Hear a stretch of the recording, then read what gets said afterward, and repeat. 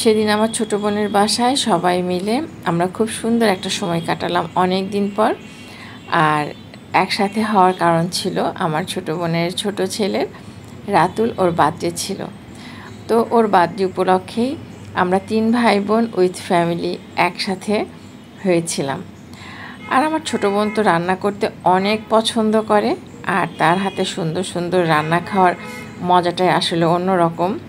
ও যেমন রান্না করতে ভালোবাসে, খাওয়াতেও তেমন ভালোবাসে। তো আসসালামু আলাইকুম সবাইকে, কী অবস্থা সবার, কেমন আছেন? আল্লাহর রহমতে আশা করি সবাই ভালো আছেন। তো এসেই বোনকে সোজা পেয়ে গেলাম তার বেডরুমে। আর আমি আর রূপা যখন কথা বলছিলাম তখন রায়েত সুস্মিকে বলছে, দেখো সুস্মি আপু, আম্মু আর খালামণি এমনভাবে কথা বলছে মনে হচ্ছে কতদিন পর দেখা, কিন্তু প্রতিদিনই কিন্তু তাদের ভিডিও কলে কথা হচ্ছে। আর এদিকে আমাদের ছেলেমেয়েরাও কিন্তু জমিয়ে আড্ডা দিচ্ছে। একসাথে হলে যত খুনসুটি আর দুষ্টামি, ওদের কাজিনদের মধ্যে যে বন্ডিংটা, এটা আমার অনেক ভালো লাগে। আসলে এই বন্ডিংটা থাকা উচিত প্রত্যেকটা ফ্যামিলিতে। ভাই বোনের মধ্যে এই বন্ডিংটা আসলে অনেক কিছু ক্যারি করে। তো আমি ওদের একটু ভিডিও নিয়ে নিচ্ছিলাম, আর সেটাতেই ওদের যত আপত্তি। তো ওদেরকে বললাম ঠিক আছে তোমরা গল্প করো, আর আমি সোজা চলে আসলাম রান্নাঘরে রূপা কী করছে এটা দেখার জন্য।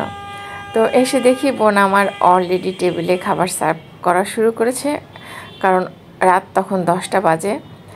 আর রূপা যেটা সব সময় করে, ও রান্না করতে তো অনেক পছন্দ করে, তাই আমাদের জন্য নতুন নতুন আইটেম ও রান্না করে। তো এবারও দেখলাম যে নতুন একটা আইটেম করেছে বিফের, সেটা হলো পাকিস্তানি একটা আইটেম, যেটা এর আগে কখনো খাইনি। আর এই মুহূর্তে এই বিফ আইটেমটার নামটা আমার মনে আসছে না, তাই বলতে পারলাম না। আর এদিকে তারা নাস্তা করে ড্রয়িং রুমে আর যায়নি, ডাইনিংয়ে বসেই তারা গল্প করছে। আর আমাদের ছোট ছানাপোনারগুলোর খোঁজ নিতে গিয়ে দেখি, ও মা, তারাও তো আরও বেশি মজা করছে, মানে মোবাইলে তারা ভিডিও গেম খেলছে। কারণ এমনি সময় তো তারা তো আর মোবাইলটা অতটা কাছে পায় না। তো কোথাও বেড়াতে গেলে বাবা মার কাছ থেকে মোবাইলটা নিয়ে তারা ইচ্ছা মতো ভিডিও গেম খেলতে থাকে। আসলে হয়েছে কি, এখন কিন্তু আমাদের সবার একটা দুটো করে বাচ্চা। তো ওরা বাসায় থাকতে থাকতে ওরা অনেক বোর হয়ে যায়, তার সাথে তো পড়াশোনা, কোচিং এগুলো তো আছে।